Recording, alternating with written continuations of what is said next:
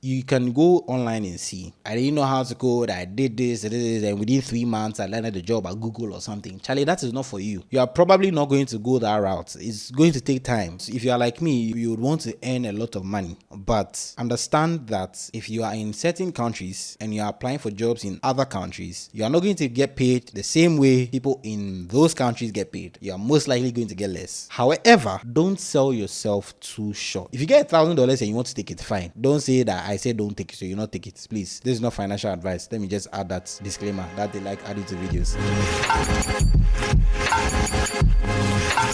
Welcome back to my channel, and today we are going to talk about important lessons I have learned in my journey to becoming a software engineer from not knowing how to code at all. Previously, I shared extensively about the journey, and today I want to talk about lessons I've learned. So let's dive in. One very important thing to do is to always pick a role that is in high demand. The last thing you want is to have skills for a particular job that no one is hiring for. It's extremely important to pick a role that's in high demand. Usually, that means there will be more people with that same skill, but it also means you are more likely to land a job. So pick a role that's in high demand. Let's use software engineering as an example. If you learn how to code, data science is not as beginner friendly as front-end engineering is. So if you go the route of data science, it might be harder to get a job, particularly if you want to do that job remotely. But if you do front-end engineering, you can't get a job. It will be easier to do it. It will still be, difficult and challenging and everything, but it will be much less than going the data science route. Same thing for back-end engineering. I said previously that sometimes there can be 4 front-end engineers to 1 back-end engineer, depending on the team and then what kind of the software is built on and everything. But usually there are way more front-end roles than there are back-end roles. So don't go do something that is not as beginner friendly and there aren't enough roles for that particular job, or else you might be extremely frustrated. Unless, of course, you already have a job, you have your money, you don't need this whole coding thing, you're just learning something on your own, that's fine. But if you want to get a job, go for something that's in high demand. It will help you tremendously. Another thing to note is that when you're studying online, you must do that effectively and you need to be extremely focused. All right, so let's talk about the effective part. To study online effectively, number 1, I would recommend going to a platform like Udemy or EDX or like Coursera, one of these online platforms, right, that have courses, well-structured courses to study. If you just go with YouTube tutorials, if you're a complete beginner, it might be extremely difficult because sometimes YouTube tutorials lack depth. They don't go deep into subjects, so you may not get everything that you need to get. So it's extremely important to have a platform that has everything structured for you and you can focus on studying. The next thing is, if you are self-taught and you're watching videos and stuff like that, if it's coding, one way to be effective with it is don't just watch the video like a movie. You probably wouldn't learn anything. What I recommend that you should do is you watch a part of it, pause the video, try and replicate everything that the instructor was doing. So if the instructor was maybe building a particular feature, after you've kind of watched a bit on what they are explaining and everything, pause it, try and do it yourself. Sometimes if he says that, okay, we are working on this project together, if you are confident enough, you can pause it, go ahead and try building it yourself before coming to watch the video. It will extremely help you. These are strategies that I use. I would sometimes build the project on my own. Obviously, sometimes I would get stuck and then like come back to see why I went wrong and stuff like that from the video. But it's self-paced. So if you're not disciplined to learn it the right way, you might just end up watching the video and not having the necessary skills. So it's extremely important that you learn the right way. Another thing too is to ensure that you are extremely focused. Software engineering is one of the fields that does not entertain lots of interruptions.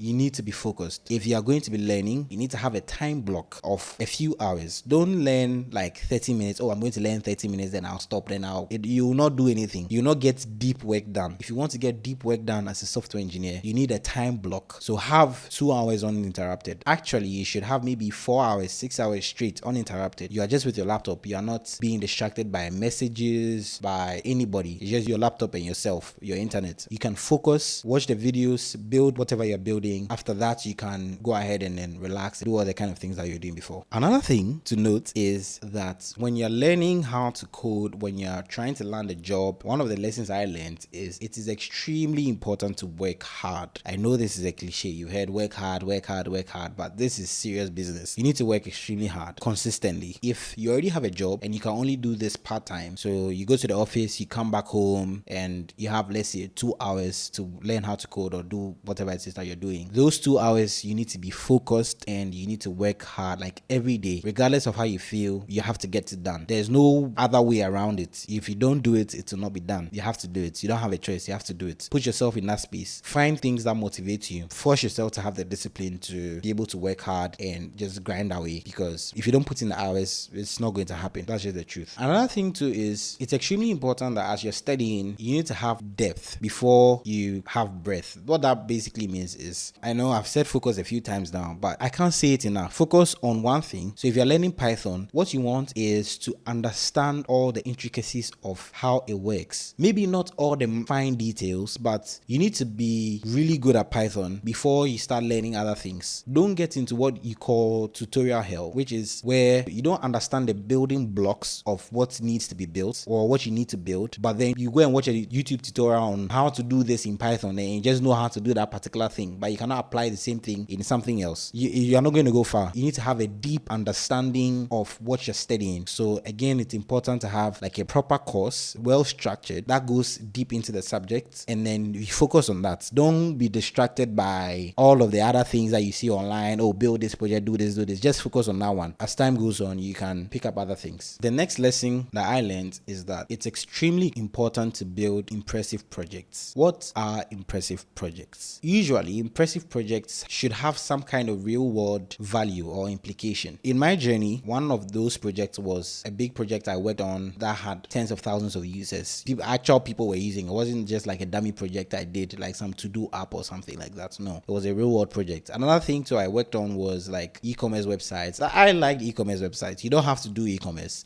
but you need to like research, find impressive projects to work on to show that you actually have the skill for what you are doing. In this day and age with AI being so rampant in the world, you should definitely work on something with some kind of AI features. It's going to show that you know what you're doing. Here's an idea for you. You can, if you're a front-end developer, you can build like autocomplete. Yes, autocomplete application, where as you type, the AI predicts like the next set of words, which is something that AI is really good at doing. Just as a user is typing, the AI predicts the next set of words. That's just an idea for you. If you are doing data science or something else, you have to just go online and find projects, but you have to build impressive projects for sure. So the last thing I'm going to talk about is that you need to manage your expectations. You are probably ambitious. I am extremely ambitious, and I learned the hard way that it's important to manage expectations, particularly time, but also money. But let's start with time. You can go online and see, I didn't know how to code, I did this, and within 3 months I landed a job at Google or something. Charlie, that is not for you. You are probably not going to go that route. It's going to take time. The truth is, it takes time. Okay, so manage expectations. Don't put too much pressure on yourself, or else if you're not able to meet that kind of extreme expectation, you might get discouraged and quit.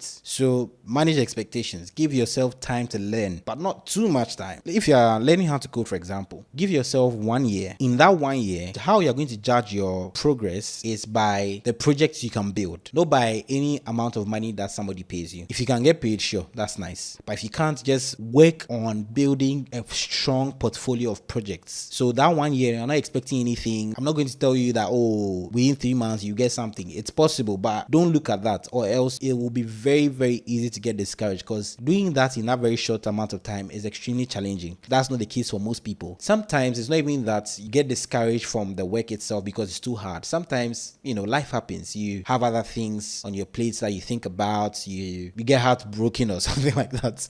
You go through emotional trauma or something. Things happen, and sometimes you just can't do the things so quickly like you'd want to. Give yourself time. Like I said, give yourself at least a year of just growth, focus, building projects and everything. After that time, then you can start judging yourself on money and those kinds of things, but just give yourself time. The next thing is that you need to manage financial expectations. If you are like me, you would want to earn a lot of money, but understand how the market is. Understand that if you are in certain countries and you are applying for jobs in other countries, you are not going to get paid the same way people in those countries get paid. You are most likely going to get less. If for any reason you get paid the same amount or you get paid more, great. But most likely that's not going to happen. There are some companies that pay equally regardless of location. Those companies exist, but they are not in the majority. Most companies pay lower. However, don't sell yourself too short. Don't go and take something that is like 10% of what somebody in San Francisco gets. So if somebody in San Francisco gets $10,000 for that particular role, then maybe you take $1,000. Maybe $1,000 is enough for you, but I think that you'll be selling yourself too short. If you get $1,000 and you want to take it, fine. Don't say that I said don't take it, so you not take it, please. But try and negotiate, because most likely you can get above that. If not, and you want to take it, that's your business. This is not financial advice. Let me just add that disclaimer that they like adding to videos like this. This is not financial advice. If you want to take it, please take it. For me, I will not take it. I'll negotiate. You also have to apply wisdom, all right? If you negotiate and realize that the people don't want to budge, you can take the job, keep getting paid, and then look for another one if that's what you want. You understand? Don't sell yourself too short. If you can negotiate, negotiate. Most companies will allow you to negotiate. Just say, oh, I love that you guys gave me an offer and I'm really excited about it. I really love to work for the company. You know, I was just thinking, would you be able to do X amount of money instead of what you offered? Something like that. And respectfully, they will most likely give you what you're asking for. If they don't, just decide if you want to take it or not. If you have other offers on the table, then you can decide. But the last thing is, obviously, money is not everything. And I've experienced this as well. Sometimes you might get offers from other companies where the money is more than what you're earning, but it doesn't necessarily mean you should go for that. For me, the most important thing was the learning opportunities. I